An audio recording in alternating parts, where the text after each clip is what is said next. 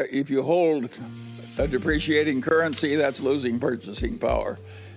On balance, we prefer the risks we have to those we're avoiding, and we don't mind a tiny little bit of margin debt. Well, the Chinese government is worrying all the capitalists in the world way more than it used to. And of course we don't like that. And we wish that China and the United States got along better. And if you stop to think about it, think of how massively stupid both China and the United States have been to allow the existing tensions to arise. What bad is ever going to happen to China or the United States if we two are close? If we make good friends out of the Chinese and vice versa, who in the hell is ever going to bother us? Of course we should make friends with China. And of course we should learn to get along with people who have a different system of government.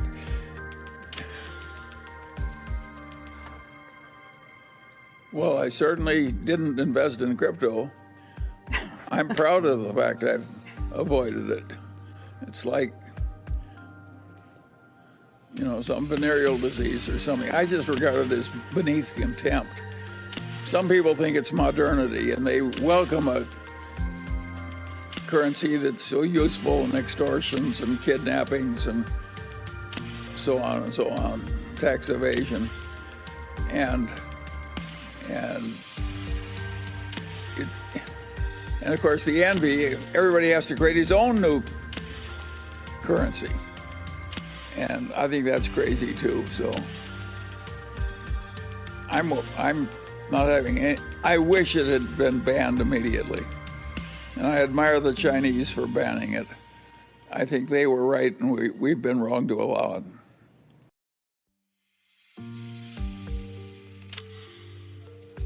No, the Federal Reserve could have a currency if they want one. That would be just we've got a digital currency already. It's called a bank account. The banks are all integrated with the Federal Reserve System. We already have a digital currency.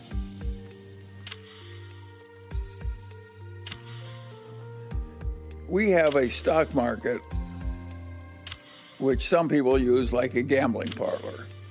And the transactions of the people who love the gambling parlor aspect of the business and those who want to make long-term investments to take care of their old age and so forth.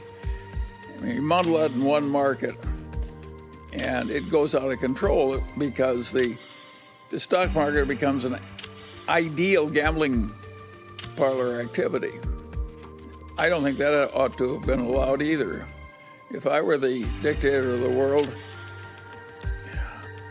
I would have some kind of a tax on short-term gains that made the stock market very much less liquid and drove out this marriage of gambling parlor and legitimate capital development of the country.